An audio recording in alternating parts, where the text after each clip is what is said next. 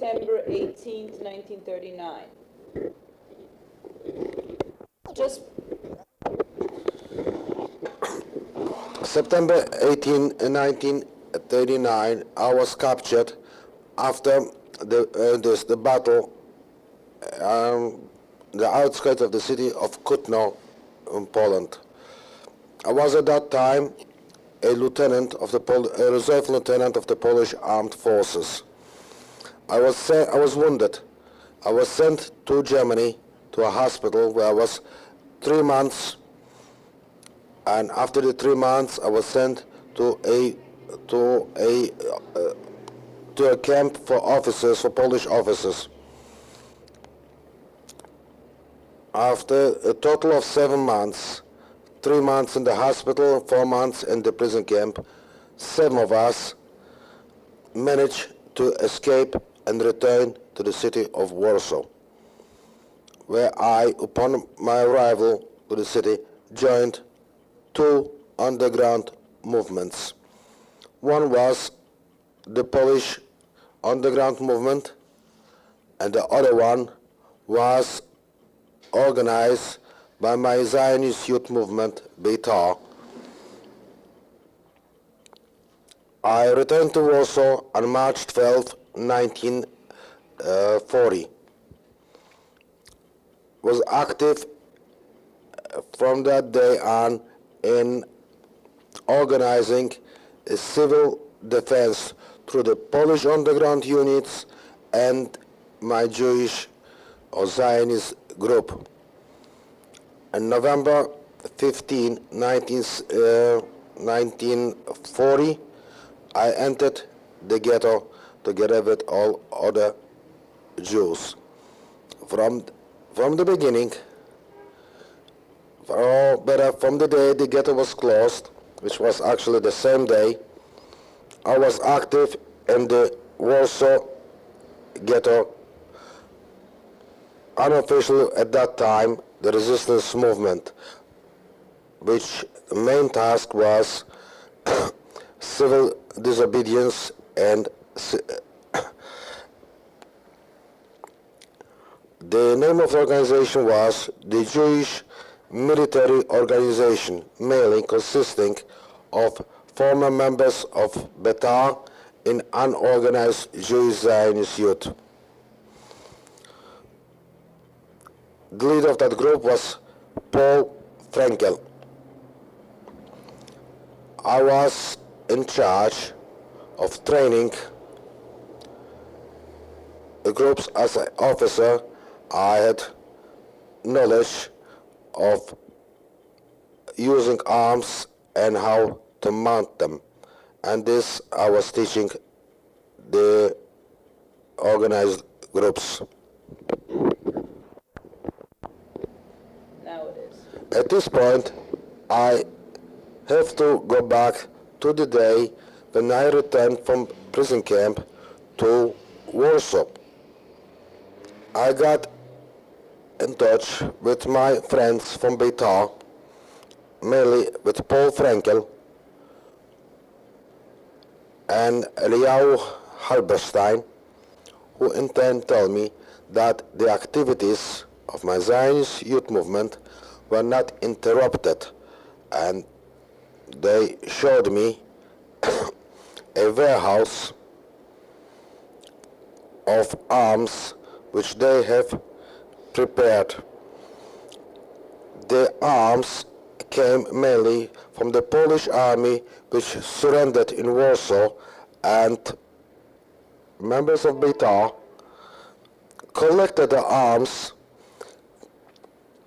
with having in mind that eventually they will be sent to Palestine and helping the underground, the liberation movement in Israel, hoping that the war will be very short.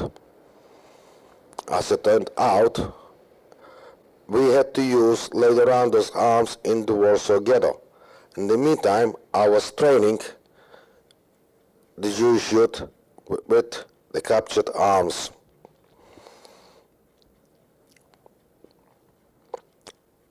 From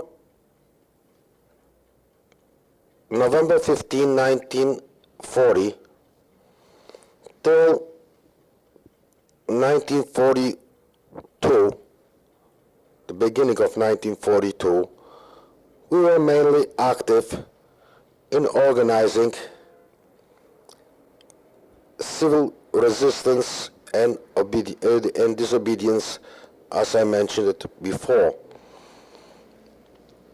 That means when the Gestapo trucks were out in the streets to capture Jews to labor work for 1, 2, or 3 days, we were taking positions in different corners, informing the Jews that the trucks are out and they should not walk and in the streets or go into hiding back into the buildings.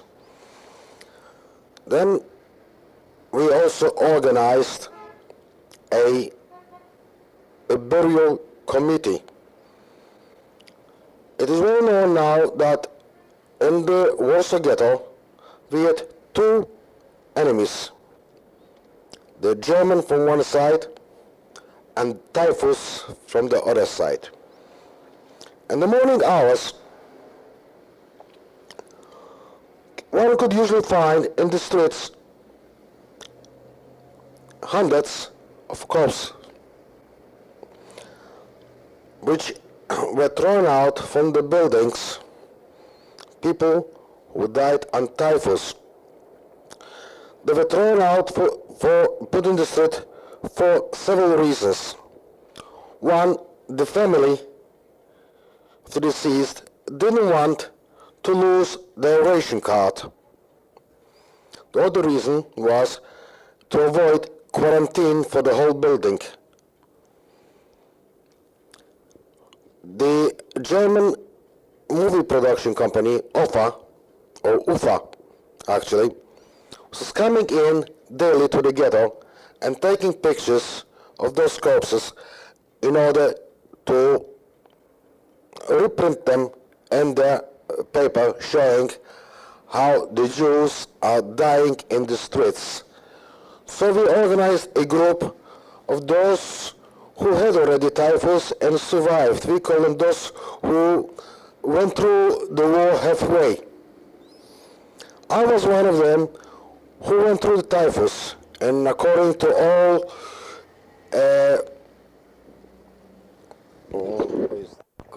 the standards, I survived the half of the war, and I joined the group of the burial committee. That means that every morning at dawn we went out, collected the bodies, put them on push carts, and rolled them in to the cemetery and buried them. This was going on for several months till the Gestapo headquarters in Warsaw Ghetto started to look for us because UFA didn't have much to do. With taking out the bodies from the streets, we have accomplished two things. First, it was an act of disobedience to the Germans. Two, we also helped stopping the spread of typhus in the ghetto.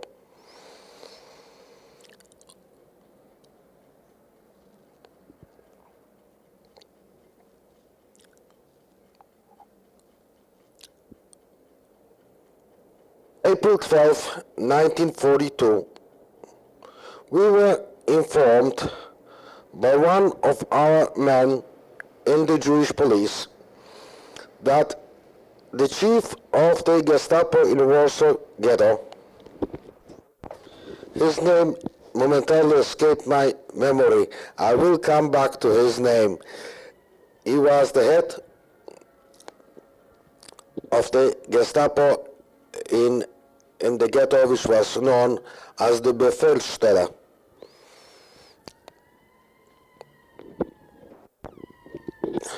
Have ordered the Jewish police to come at midnight in the front of the Befehlssteller, and they will have a special assignment. Later in the day we found out that there is a huge list of Jewish leaders who are to be shot that night.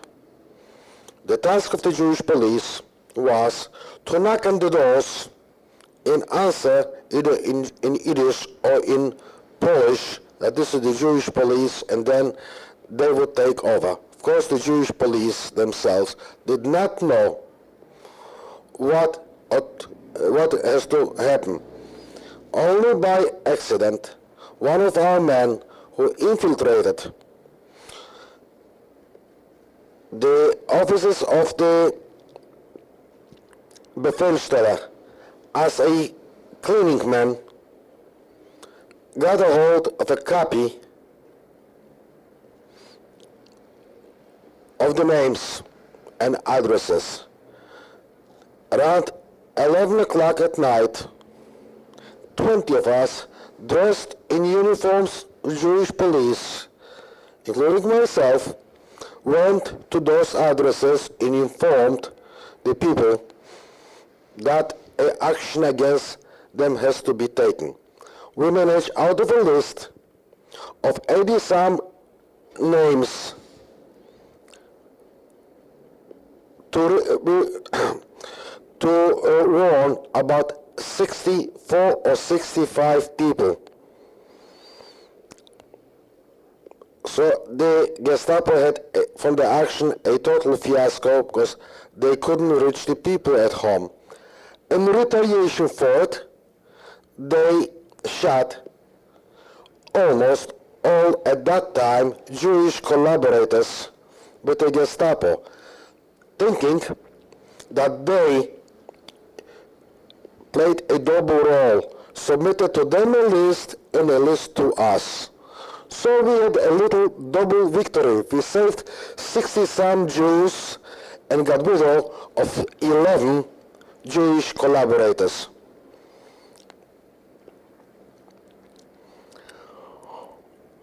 But at that night, somehow, the Germans did not kill all the collaborators. There were more and more coming for many, many personal reasons. Some for money, some for a promise to save themselves or their families. So we decided that in order to have a little bit peace in ghetto and for ourselves to have a larger field to work and be able to enlarge ourselves, to bring in more recruits into our ranks, we decided that we have to clean up the ghetto, first of all, from the inside enemies. And within a week's time, daily, few of Jewish Gestapo agents were liquidated by order of our underground court. We called ourselves Plugot Hankama. That means the revenge groups, as a part of the Jewish military organization. That way, the chief of the Jewish police, Colonel Shinkman Sherinsky, was killed, so was Lemkin, his assistant, and many, many others.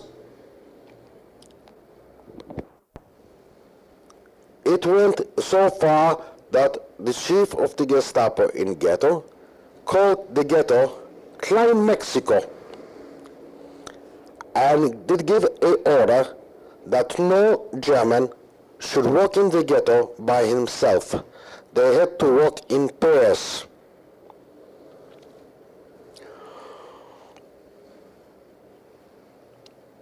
some of the Jewish collaborators were transported from the ghetto by the German to work outside the ghetto walls in order not to become the victims of the Plugot Hankama. They were only brought in later when the Polish underground started to look for them on the other side. And then we took care on the rest. Among those who were transferred by the Gestapo to work on the Aryan side was the famous collaborator and Gestapo agent Skosowski and David Sternfeld, who later was killed by the Gestapo in the ghetto. So was Gansweich and Zacharevich. Zacharevich was also killed by the Gestapo, but with Gansweich we lost. We don't know what actually happened to him. So was Heller, Kohn in Heller, also killed by the Gestapo. The famous Ark Weintraub was liquidated by the Plugot Hankama, like I said before, the revenge groups. And the packets of Ark Weintraub we found with the plan of deportation of Jews from Warsaw Ghetto to Poniatowo and Trawniki, near Lublin. But later on, all the workshops were transferred, especially Schultz and Tebens. One to Poniatowo, the other one to Trawniki.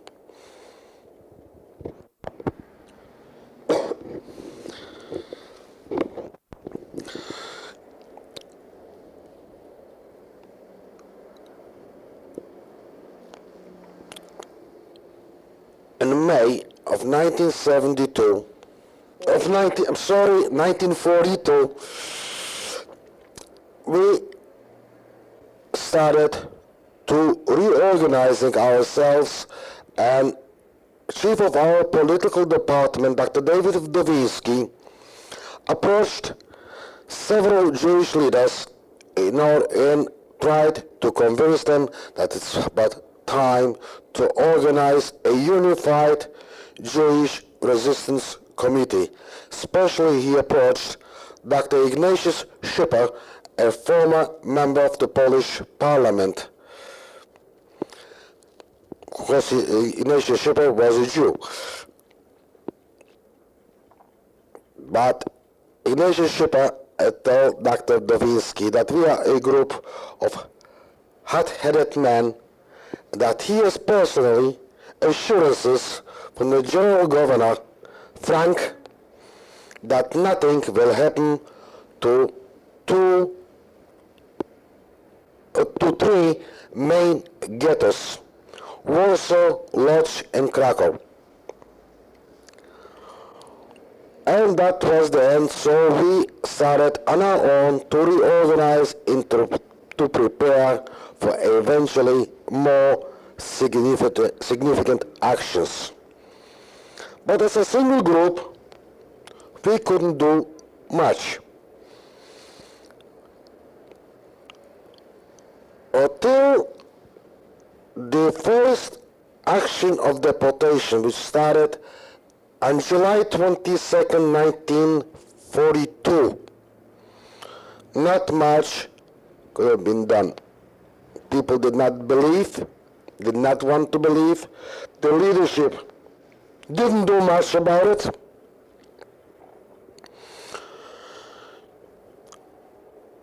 And with the death of the president of the Jewish community, the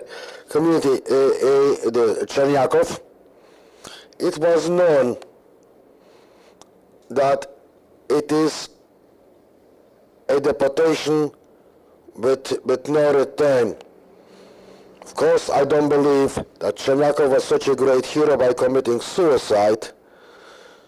In my opinion, Chernyakov should commit suicide or resign, which would be equal to the same thing. But at least we would know ahead of time all what Chernyakov did since 1939 till 1942 was playing the game with the Germans, the game of which the Germans have prepared for him and the others in the Jewish in the Jewish committee. Chernyakov before the war had nothing to do with Jews. He was completely estranged from it. Just happened that I know him personally because we lived on the same block. But it was a signal that is coming to a slow end, and other organizations woke up. Among them, my dear friend Mordechai Yelevich, who worked with me at one time together in Beitar. I was at one time his commanding officer in Beitar till 1936 when he left Beitar. Then he joined Hashomer HaTzair.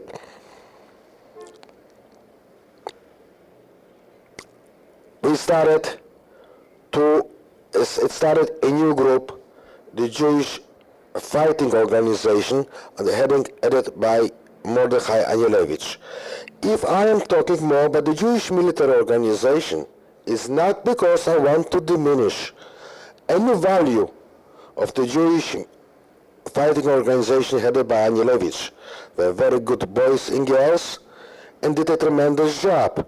Only the reason I'm talking more about the Jewish by the Jewish military organization, because I know them better. I was with them and I saw what they did and how they performed.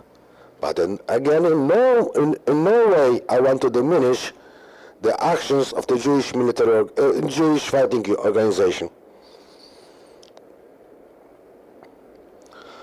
We had in the Jewish military organization also a political department headed by Dr. David Wdawiński, Dr. Strakowski, and Leo Rodel. We were directing the political action before and after our military action. I was mainly involved in the military units.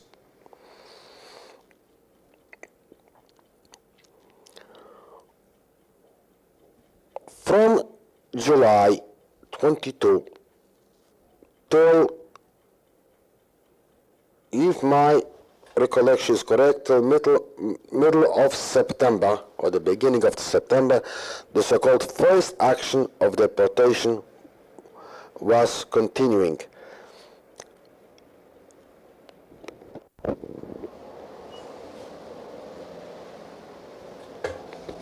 Hello.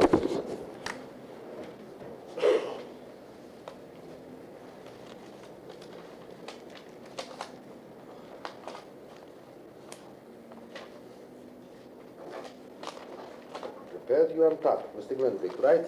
Yeah, but I want to change it in a sec. You have time to change whenever you'll be ready. Yeah, but I want it for next Thursday. For next Thursday? Yeah. Okay, then leave it with me. Then leave it with me. Another one with it. Wait a second. Aurora Travel? Yes.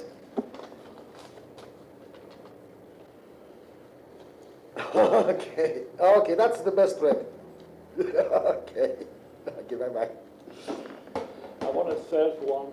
Could we include for the same, right? You want the same flight? A master charge? No. No. No. Oh, then I have to call it back.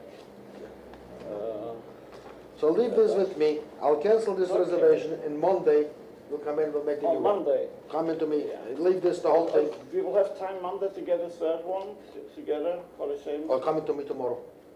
Tomorrow, I don't know. So Monday. One time. So Monday, you want to take your ticket with you. Or leave it with me for Monday, and I'll cancel this one for this day. Yeah. Okay. Yeah, but I think we want to go together, though. She wants to go together. I'll make it. I'll make Yeah? it. Yeah. On that. Don't worry. Okay. Okay, don't worry. All right. Do you issue tickets here? Can you issue, in other words, TWA tickets? So in other words, I don't have to go to TWA. I can give you my reservations this afternoon. You can issue me a ticket. For when you need it? I'm already booked. For when? I'm leaving in 2 weeks for Paris. I'll take it off. Yeah? Surely. Oh, all right. So when we finish this, you can do that. But you issue the ticket here. It's all finished. Everything. Everything. Oh, that's nice. I never went to a travel bureau before. Some people think that they're paying more. During that first action, which as I mentioned before, started July 22nd, 1942, went through the mid of September 1942. None of the two organizations could do too much. It was too early to start a revolt. We were not prepared for it. But we tried again to warn the people and also give notice to several leaders of the Jewish police. If they will not ease up and they carrying out the orders of the Germans, we will carry out our orders on them.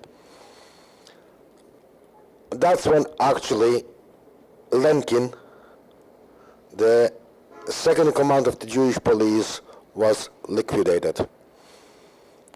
And so was Sherinsky. It's worldwide to notice that Sherinsky was, at that time, when the action started, Sherinsky was in jail, the head of the Jewish police, because he did not surrender his forecourt. And he was arrested, but he was let out to lead the deportation action.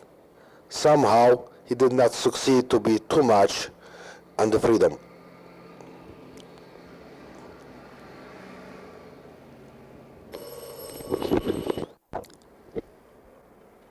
After Sherinsky was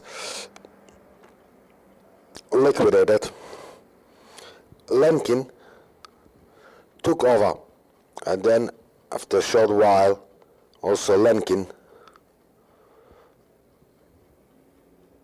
was terminated.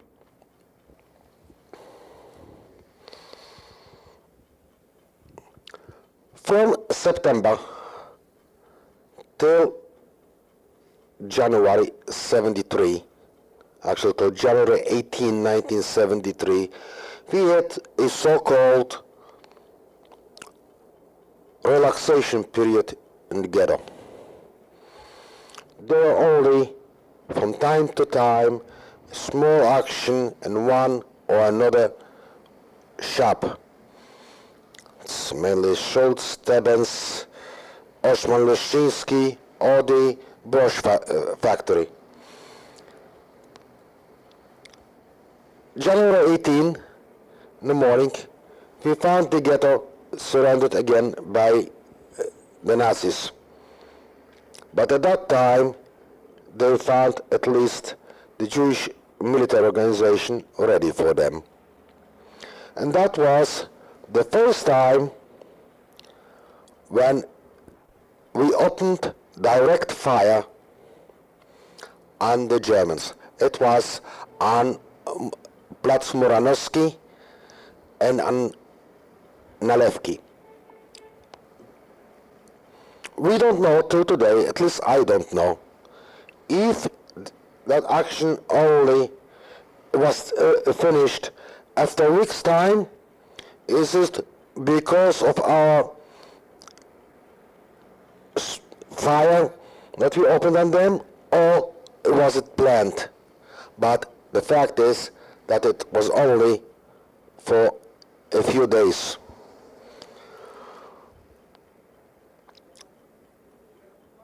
From January till April was again a period of quietness.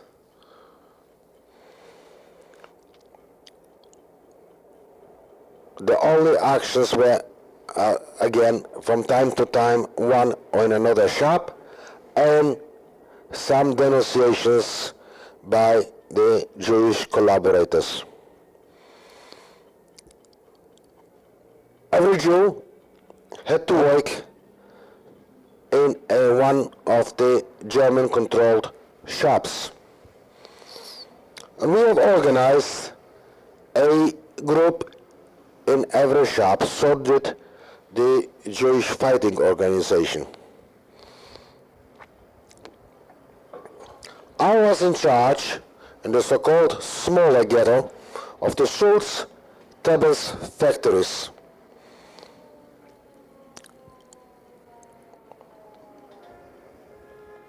And we had a daily contact with our headquarters, which were on Platz Moranowski. We had, through the sewer system of Warsaw, direct telephone lines between one group and another and with the headquarters, and communications were given back and forth. On April 18, in the late afternoon, Schultz and Tebens had a joint meeting and called in all the supervisors and foremen to that meeting. It was a closed meeting. One of our men, a well-known Jewish journalist of the Warsaw Daily Jewish paper before the war, called the Radio and the Moment, Alexander Rosenfeld, was a personal Werkschutzmann to Tebens. Werkschutzmann means a personal guard, and was, of course, admitted to the meeting. By 10 o'clock at night, he managed to throw down through the window of the men's room a slip of paper on which he notified us that in the morning, at dawn, the ghetto will be surrendered and it will be the terminal action of the Warsaw Ghetto. Rosenfeld informed us that at dawn, the April 19th, the final action and total liquidation of the ghetto will begin. We immediately notified Paul Frankel. Paul Frankel got in touch with the Jewish fighting organizations, mainly with Mordechai Anielewicz, and told them that the Jewish military organization decided to resist the liquidation of the ghetto. Mordechai Anielewicz agreed to a joint action, and the ghetto was divided in two fronts. One defended by the Jewish military organization, the other one by the Jewish fighting organization, by the Jewish. The ghetto was divided in two fronts. One defended by the Żydowska Organizacja Bojowa, and the other one by the Żydowski Związek Wojskowy.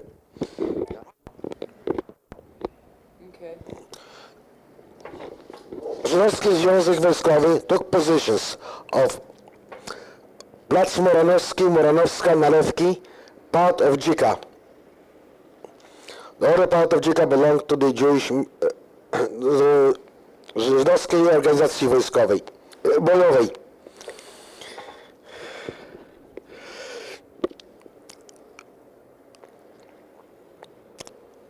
The Schultz-Tebels territory was also divided among between the two organizations. I was in charge of the Schultz-Tebels, Nowolipie Karmelicka, Leszno, Nowolipki. The morning hours of April 19, when the first units of the Ukrainian SS started to enter the the gates of the main ghetto was met by uniformed Ukrainians under the leadership of Paul Frankel, and they opened fire on each other, and the final result was that the real Ukrainian SS had to retreat from ghetto, saying that they were attacked by other German units.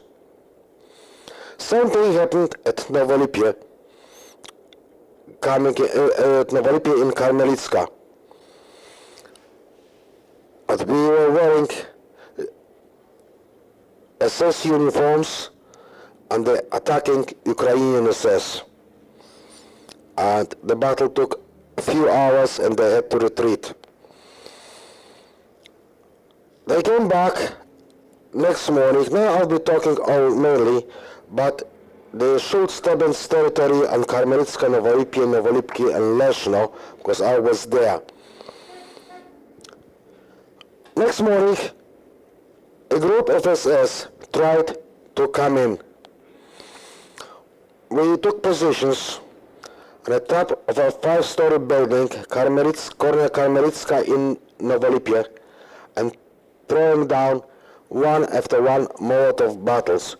But we threw so many down that the entire asphalt street started to burn, and they again had to retreat, leaving many behind, burned mixed with the asphalt.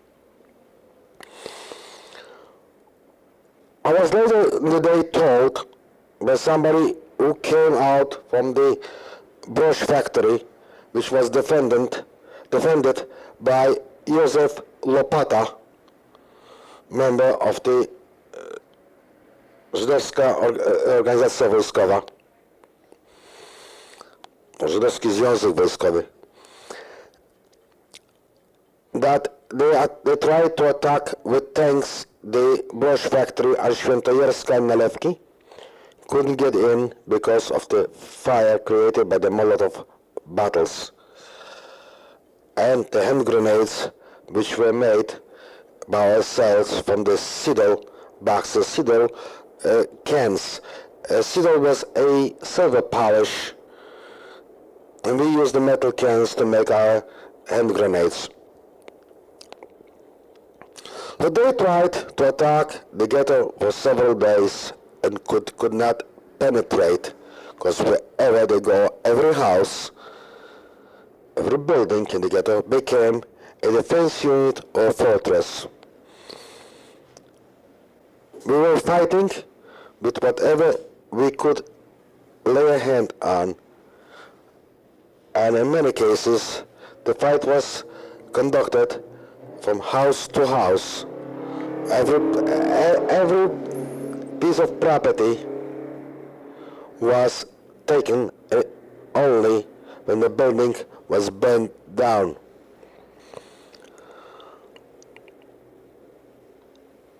We fought the best we could with the arms that we had to our disposal. And it's worthwhile to mention that no one did help in getting us arms. The only thing that we were getting from the Polish underground was ammunition in exchange for uniforms, for German uniforms, which we were stealing in ghetto, because in ghetto were the factories of them. But no arms. They claimed they didn't have. The only arms which we were getting was from the Polish underworld. They were stealing the arms from the German trucks and German train loads. So we were getting some with the elaboration birth certificate together, original and untouched cases, for which we had to pay with hard gold American dollars, which were made in ghetto. Yes, we made in ghetto counterfeit money. We made American gold dollars which had a 2-point higher rating than the actual American gold dollar, because our chemists were not too experienced, and it turned out that the gold which we used were a little bit higher than 22 carats.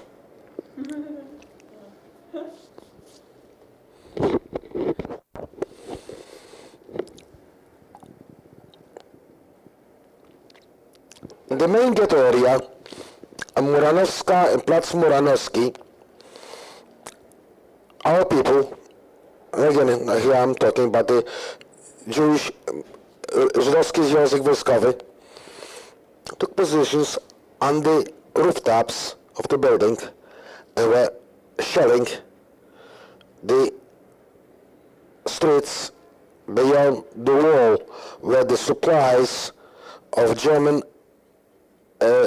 the ammunition, trucks and tanks were moving into the ghetto. So we lost quite a number of people from the rooftops, among them my dear friend Eliyahu Halberstam, who just was killed and slid down on the other side from a rooftop, but with the Jewish flag in his hand. And a friend of mine, a Gentile, told me later, who lived on the other side of Muranowska, how it looked with all those swastikas going into the ghetto, all of a sudden a body covered in a blue and white flag.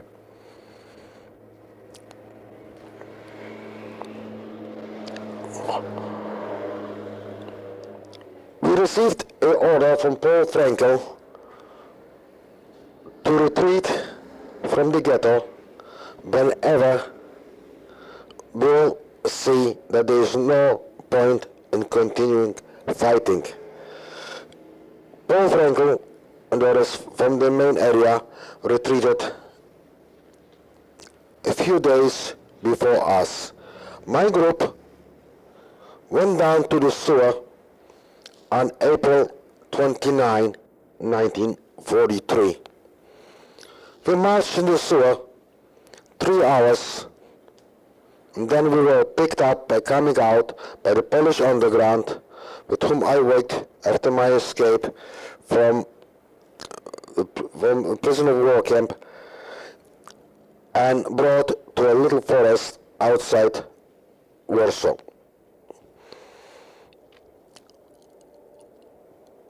The battle in Warsaw Ghetto,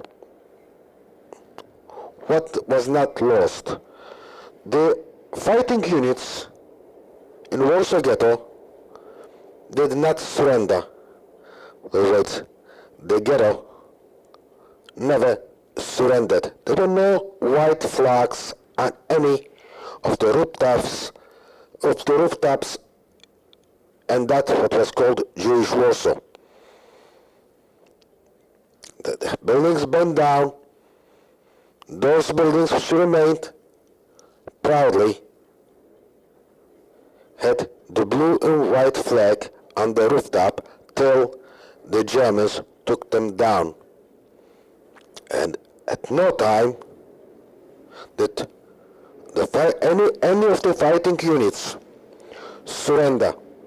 There was no surrender and there was no collapse of the Warsaw Ghetto. It was overcome by power, by no surrender.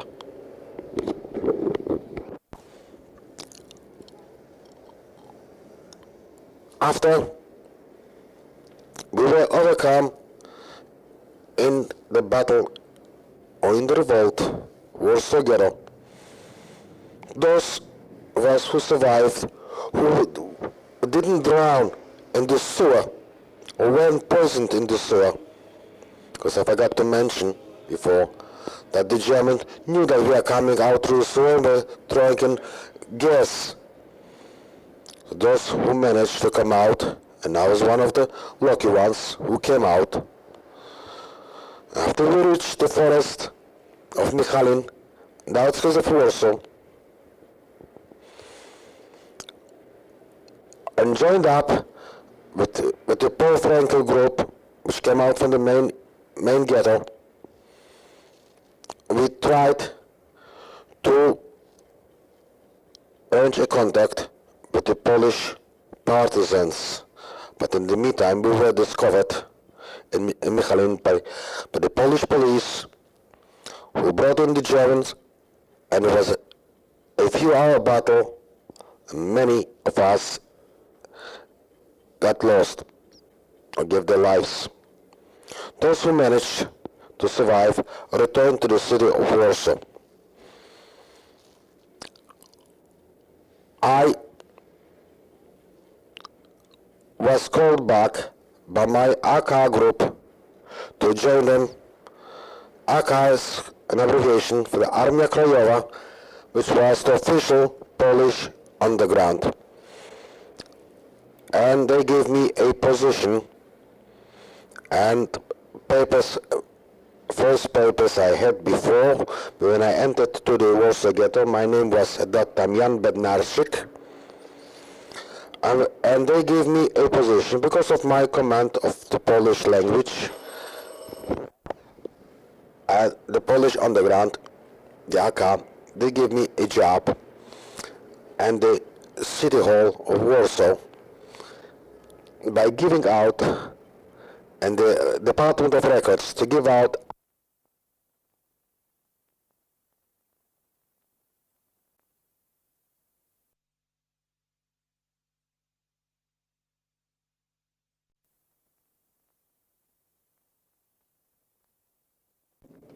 and it's so-called a hiding place from where we intended to work still together, I from one side through the Polish underground and with them, but they were soon discovered by direct denunciation, and they were attacked by the German, and the battle took 3 hours and none of them came out alive. So all of them were lost. And when the next day I came with food, I found the place closed up, and outside was the German and Polish police watching the place. Of course, I had to retreat. I was working in the Polish underground through the Polish uprising in 1944. Took part in the battle of the old city of Warsaw called Starówka. Then I was transferred to a unit of Powiśle. Finally, I ended in the battle of Plac Zbawiciela, and the Polish underground movement did surrender, did pull out the white flags, and it started an evacuation of the Poles from Warsaw. I had my papers in order,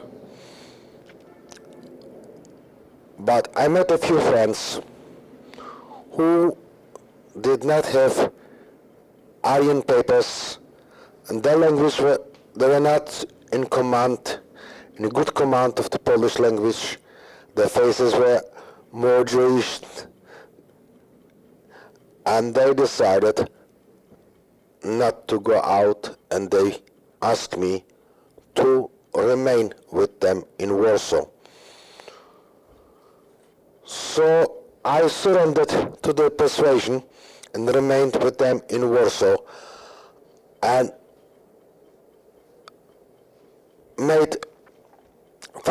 found a hiding place for us in my old neighborhood before the ghetto time. On Plac Krzyży there was a high school called Gymnasium Królowej Jadwigi, and underneath, in the basements or in the boiler room, of that school, which was partly destroyed, we made a bunker. And over there, I also had in that bunker the former director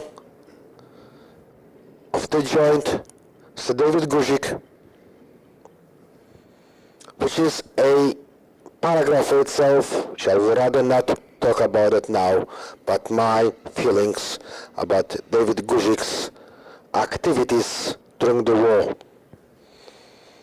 It will take a special chapter, but it's worthwhile to mention the only reason why I took in David Guzik to my bunker is because I want to bring him after the war before a public court. I also had in that bunker the famous leader of the Bund, Bernard Goldstein, and other unorganized or unaffiliated Jews. We were together 24 people. One day we were discovered and we had to split up. Guzik and Goldstein remained in a separate place. I had to go with another group to a different place, and we lost track of each other till after the war.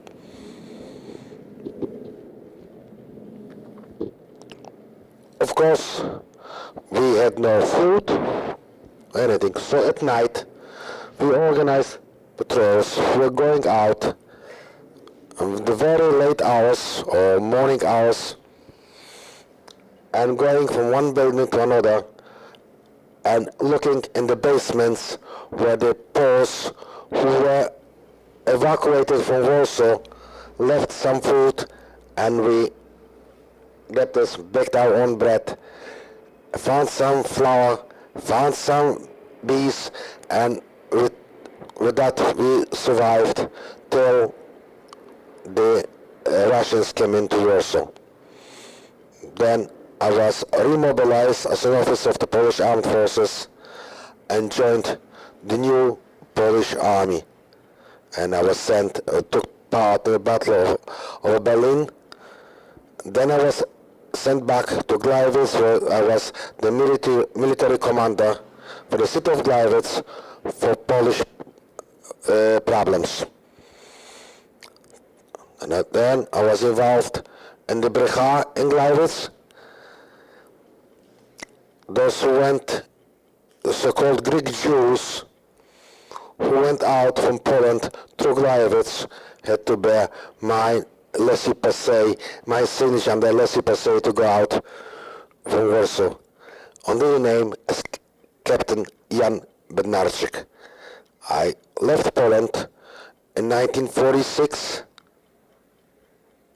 and April of 1946, through Stettin into Berlin to the French district, or the French zone, then from the French zone to Munich, and then from Munich to Belgium, from Belgium to the United States. All the time I was active on behalf of the Irgun Tzvei in Belgium, then partly in Poland.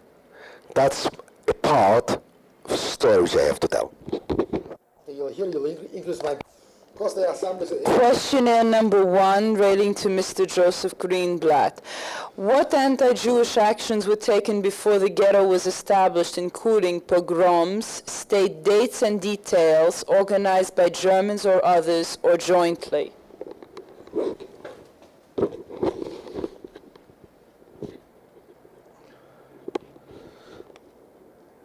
There were, from the time I returned from Germany, from the Offizieren there were no actual pogroms. There were actions to take Jews into slave labor, such as digging graves, cleaning up the garbage of the streets, to help demolish the half-destroyed buildings, and especially participate in the executions of Poles and Jews and then bury them. Of course, at the time when I came back to Warsaw, the Jews were already wearing the armband. I was not in Warsaw when it started.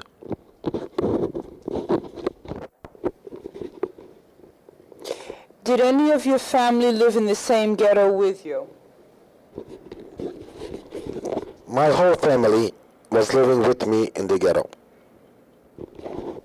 What work did you do in the ghetto?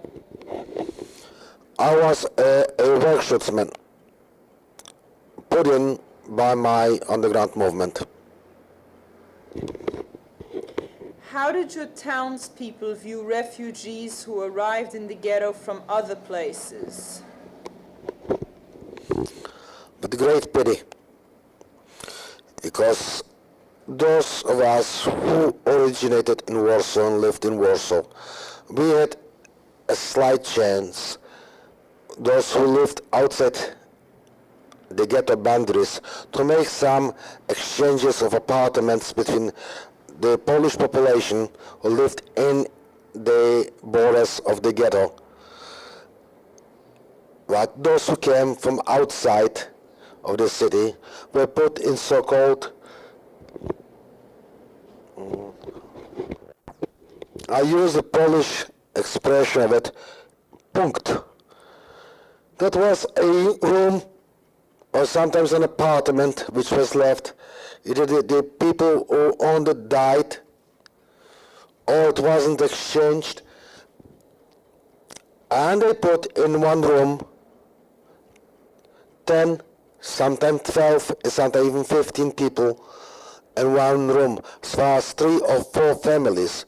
So actually, and we only felt really sorry and we had pity on them because the conditions, the living conditions, the hunger was enormous. Where did they come from? They came mainly from the smaller towns, the outskirts of Warsaw. How many of them came?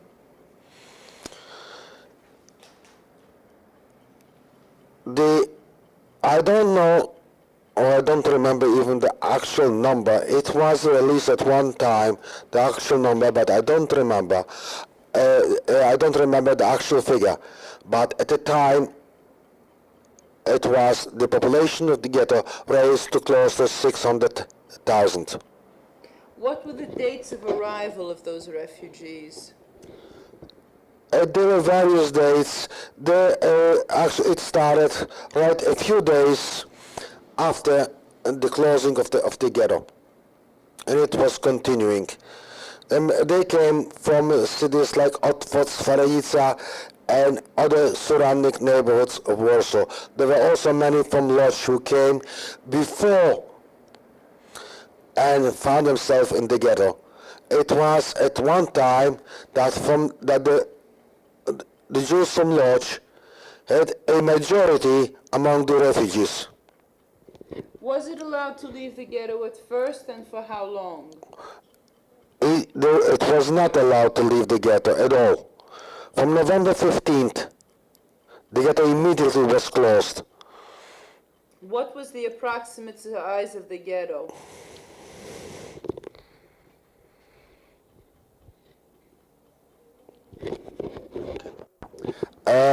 I don't remember now the square mileage or kilometers at the Warsaw ghetto, but it started at one point at Sienna and it ended at Muranowska. Then little by little it started to be cut back. It means south Sienna and to north was Muranowska. But really it was cut down month by month according to the actions taken. At the end, the ghetto started at Novolipy and ended at Muranowska. How many ghettos are there in the town? There were actually 2 ghettos. Were they surrounded by a wall, a wooden fence, or a barbed wire? They were surrounded by walls and wires. Then originally was wires, then it was walls. Then it was walls and wires. What was the organization of the guards at the gate, the hours of entry, the pass system, and the nature of the guards, Jewish, German, Polish, or other? The guards were a combination of three: Polish, German, and Jewish. No Ukrainian? Of course, the German consisted of units of Latvian and Ukrainians and German. And how were they organized at the gates? They had a boat and were standing in the boat. The German was staying in the boat, and the Jewish policeman and the Polish policeman were standing outside. How often did they change shifts?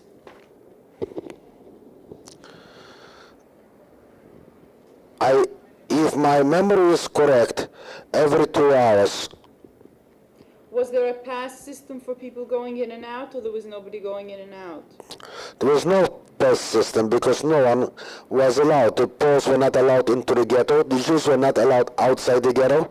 They didn't go out to work? You had to, those who were going out to work was in a column under a foreman who had a pass to go out. Those who individually were coming in or out had to have a special pass issued by the Gestapo. Did you have any knowledge of what was going on outside of Nazi territory?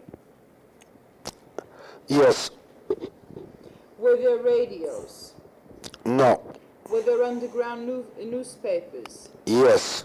Were there leaflets? Yes. Did you send or receive letters from abroad? No.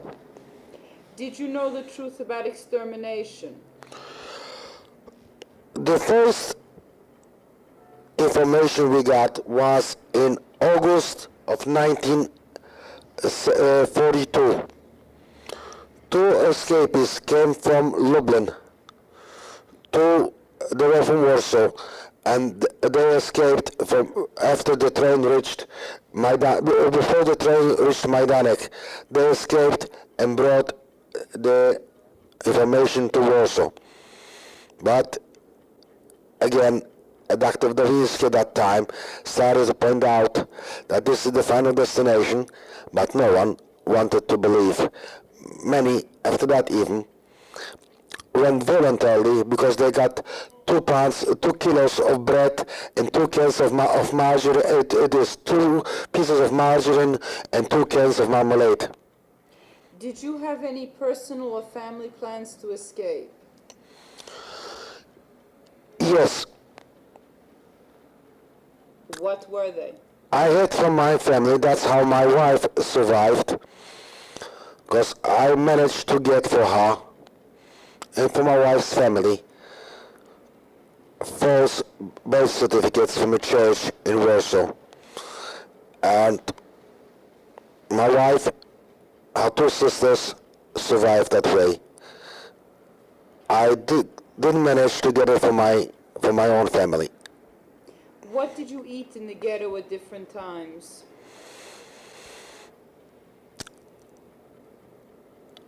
You could buy, if you had the money, on black market, enough food, but the problem was to get money, because food was smuggled in to the ghetto, and by the Poles, and by Jewish smugglers, and especially the little kids who were bringing in, under the wires, bread, and many of those little kids were killed while trying to bring in bread to the ghetto. What was the size of rations? But a quarter of a pound daily. What was the method of distribution? Ration cards. Who distributed them? It came to this special division by the Jewish committee. What was the size of living space throughout the time? How many people were there in an apartment or a room? There were no rules about it. It depends. Those who managed to exchange their apartments had a larger apartment. Those who didn't either moved into other families as subtenants. What were the cooking and sanitary arrangements? That again, it depended on the apartment. In many buildings, we had so-called house committees, which had a pot in the middle of the backyard and cooking for the entire building. Everyone was contributing, so this way we make sure that there's an equal distribution of food for everybody. Was coal and wood available for heating? No. What pre-war political parties were there? There were the best part from the Polish side as parliamentary political factions. The bezpartyjny blok współpracy z rządem on the right, the PPS, Polska Partia Socjalistyczna, on the middle road between left and right, because there were two of them, Polska Partia Socjalistyczna i Polska Partia Socjalistyczna, dawna frakcja rewolucyjna, which did not belong to the First or Second International, and then it was a many splinter organization like a Moraczewski group, which was also in the middle of the road. Then was the Polish Communist Party as a parliamentary faction legal, officially outlawed. Then on the Jewish side, there were many of them. There were the Bund, there were Agudas Israel, there were the all existing Zionist movements, the Poale Zion, the Poale Zion left, the Poale Zion right, General Zionist A, General Zionist B, the Zionist revisionists. What was their relative strength and who were the Jewish leaders in the town before 1939? What happened to them during the war?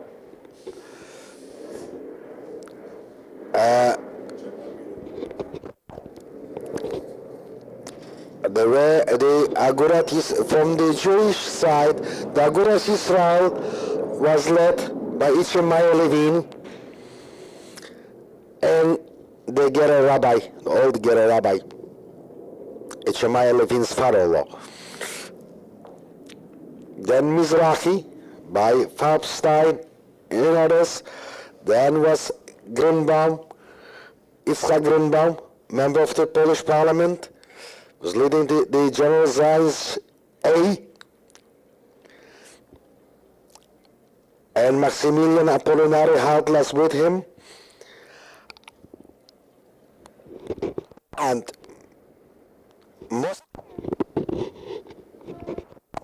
according to the results of the elections to the World Zionist Congress, the strongest was the combination of all socialist Zionist movement called Liga Pracującej Palestyny. Then I believe was the Zionist revisionist movement. Then came the splinter groups of the General Zionists, the A's and the B's. Among the English-speaking organizations from the socialist groups, non-Zionists, the Bund was the strongest. But this was only the non-Zionist groups. What happened to the leaders of the town during the war? Some managed to escape to Russia and they were killed in Russia or got lost in Russia. I don't know the difference between the two. Some were killed during the war when Warsaw was bombed. Some we lost completely contact trace of them, were not active, maybe in the ghetto. Some were liquidated together with the ghetto. How was the first Judenrat appointed?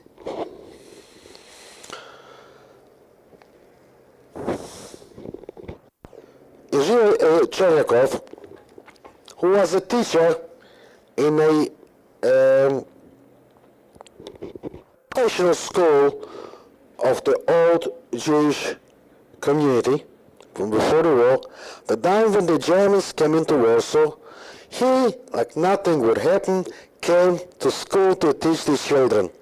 And the Germans found him over there and appointed him the Judenrat Ältester. I was not at that time in Warsaw, but that was the story which I was told. And then Mr. Chernyakov organized or appointed others to work with him. Who? Oh, there were many. And at the moment, the names escaped my mind. I may come back to their names.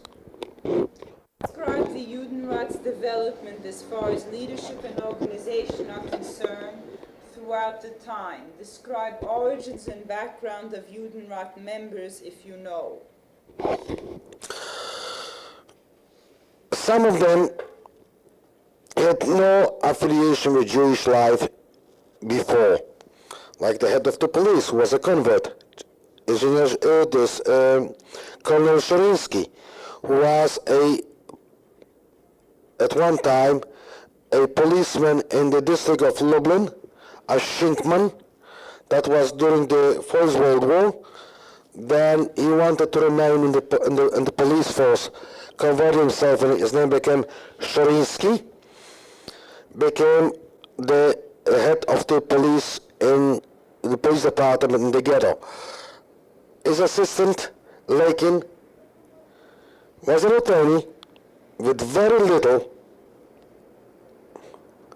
Jewish affiliation. During his time as a student of law, almost every student belonged to one or another fraternal Jewish organization. He did not. And it's very little known about his performances on the university as a Jewish student. There were some which had a Zionist background,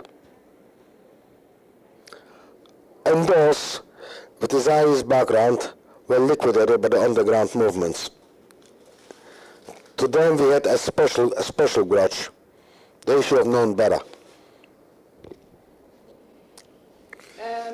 How was the Ordnungsdienst first appointed? The Policja Porządkowa, the Ordnungsdienst, were selected by, they had to apply for positions, then they had to come in, be personally interviewed by Sherinsky, Olenkin, and that's how they were selected. There were many them of high quality Jewish boys, many of them with college degrees and university degrees, many lawyers. How many were there? There were 2,000. Were they subject to the Judenrat or did they rule the Judenrat? No, they were subject to the Judenrat. They were subordinate directly to the chief of the police, to Sherinsky. I want to notice at this point, although there were 2,000 policemen, not all of them were rotten. There were among them very good Jewish boys who quite a bit helped the Jewish underground. There were many of them who were pushed into the police by the underground because we needed our sources of information.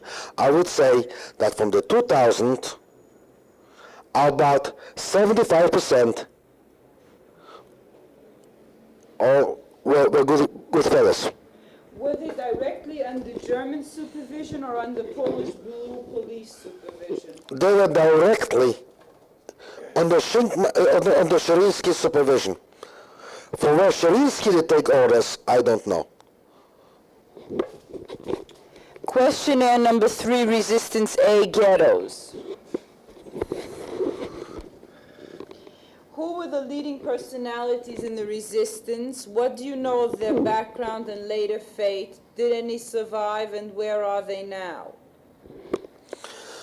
I knew the head of the żydowska organizacja bojowa, Mordechai Anielewicz, with whom I had personal contact for many years. Prior to the ghetto, we were, as I mentioned before, together members of Beitar, and I was at one time his commanding officer in Beitar. Paul Frankel, who was in charge of the Żydowski Związek Wojskowy, was an old-time friend and a Beitari, and we worked for many years together. Neither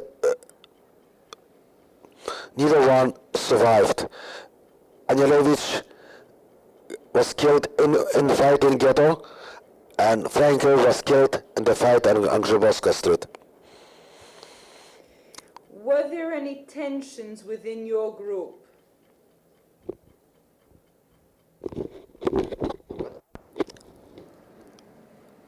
As in every underground movement, at the meetings of the High Command, there were always differences of opinion, but once we agreed, no one dissent from the agreement. Were there any disagreements between your groups and other groups? There were political disagreement between the Jewish military organization and the Żydowska Organizacja Bojowa. There were political disagreements, there were tactical disagreements. At my wedding, we invited Mordechai Anielewicz. I invited him for two reasons. Once, he was a comrade in arms and a friend from the old good days before the war. But we also wanted to have negotiations in order the two groups to bring under one command. And when Dr. Davinsky at my wedding approached Anielewicz, and he said, he only answered, let it stay the way it is. Because at the days of, while I was in Beitar, I learned something in Beitar, things like using arms and playing with arms. And now I can teach something to Jewish Baptists. My wedding was on January 10, 1943. What were the reasons for the disagreements between your group and the... How long? I don't know, you better start again with whether there are any rabbis or whether there are any Hasidim. I don't know of any rabbis, but definitely there were some rabbinical students. We had in Beitar a religious group called Bet Hashmonaim. That was before the war, and they of course joined with us. There were many of religious background. I don't know how they practice religion, but they were coming from religious background.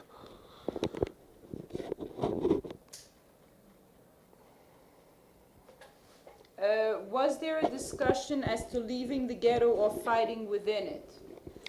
The discussion was only to fight within it. I personally went out from the ghetto several times and could remain outside the ghetto because I had my false papers already. But I always returned. I went out to make contacts, but had to return. What were the arguments about this and how were they resolved? I don't recall in our ranks any arguments about it. What were your contacts, if any, with the non-Jewish underground?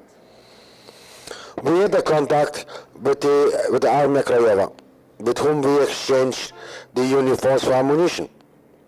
And who helped you and who did not?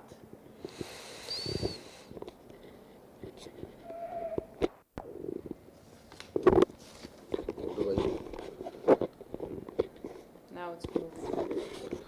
Those who helped were not helping because they wanted to help another fellow fighter or a Jew. Those who helped for their own selfish reasons. We didn't get anything for nothing. At what points of time did such contact with the non-Jewish underground take place? We had, even in the time of the revolt, we had with us a contact man from the Polish underground. Especially my group was one. Were there any emissaries, messengers from one ghetto to another that you know about? Yes, Can you tell us anything about them? there were members of the underground whose main assignment was to keep contact in case the telephone lines break down or we cannot have a direct contact, to run from one ghetto to the other and keep in touch. Do you remember if any of the Hasidim or the rabbinical students from the ghetto survived? For my group, only 3 of us survived. Do you know where they are? And now we are only 2. There were Dr. Davinsky, who died in Israel, had a heart attack while addressing a ghetto memorial day at the Jabotinsky Center in Tel Aviv. Then there is Tzipora Lichtenstein, known as Sapshik, who lives in Nordia in Israel. The third one? Is myself. You were a rabbinical student? No. Rabbinical students. No, I'm sorry. This is the guy that answered it wrong. No, to the best of my knowledge, I didn't meet anyone. None of the rabbinical students or the Hasidim survived. We don't know what happened to them later on, but none of them. So, like I said, only 3 of us survived from the entire group. I know another one.